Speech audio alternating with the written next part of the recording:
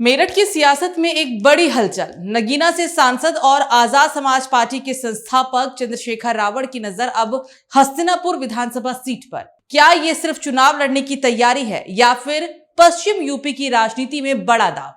हस्तिनापुर एक ऐसी सीट है जिसे शापित कहा जाता है, जहां से मौजूदा विधायक दिनेश खटीक तीसरी बार मैदान में उतरने से इनकार कर चुके हैं।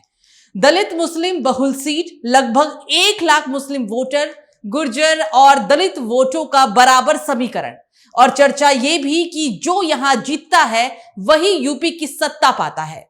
तो क्या चंद्रशेखर रावण यहां से इतिहास बदलने की तैयारी में है? आइए समझते हैं हस्तिनापुर का पूरा सियासी गणित। आजाद समाज पार्टी के संस्थापक चंद्रशेखर रावण मेरठ के हस्तिनापुर विधानसभा से चुनाव लड़ना चाह रहे हैं। मौजूदा समय में वो नगीना लोकसभा सीट से सांसद है। चंद्रशेखर इस सीट से क्यों लड़ना चाहते हैं, इस सीट के क्या मायने हैं, आइए आंकड़ों के साथ जानते हैं।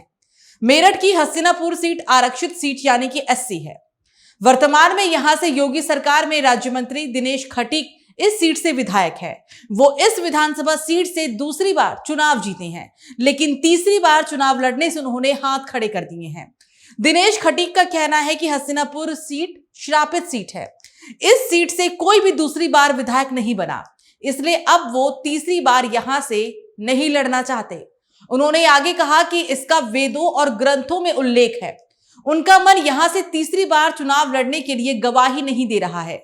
सत्ता के गलियारों में यह भी चर्चा है कि दिनेश खटीक के पांव सियासी संतुलन बिगड़ने से डगमगाए हैं, क्योंकि वो ये सीट दलित और मुस्लिम बाहुल्य है। इस सीट पर लगभग 1 लाख मुस्लिम वोटर है जो सियासी हवा तय करते हैं।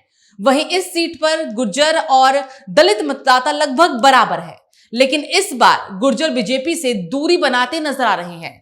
गुर्जर, दलित और अन्य जातियों के वोट पाकर भाजपा यहां से जीतती आई है, लेकिन गुर्जर समाज के बीजेपी के साथ ना आने से यहां समीकरण लड़खड़ा रहे हैं।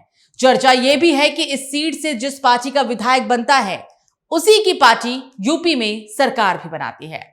अब बात करते हैं सियासी समीकरणों की।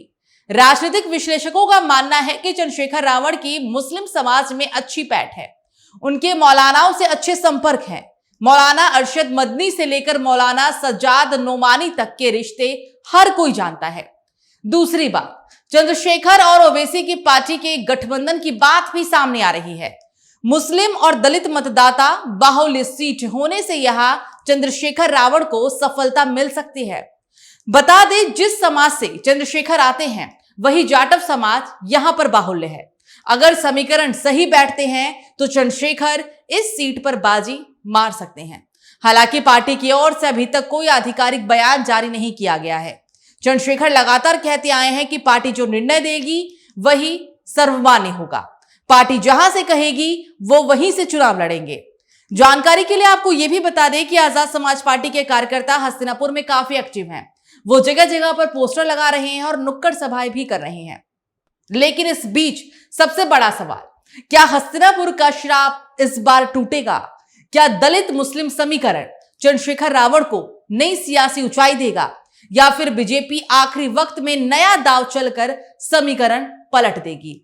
फिलहाल पार्टी की ओर से आधिकारिक ऐलान बाकी है, लेकिन पोस्टर, नुक्कड़ सभाएं और बढ़ती हलचल साफ इशारा कर रही है कि हस्तिनापुर की लड़ाई इस बार बेहद दिलचस्प होने वाली है। अब देखना होगा क्या नगीना के सांसद हस्तिनापुर का किला फतेह कर पाएंगे या सियासत का श्राप फिर किसी का रास्ता रोक देगा। पश्चिम यूपी की राजनीति का ये रण आने वाले दिनों में और गरमाने वाला है।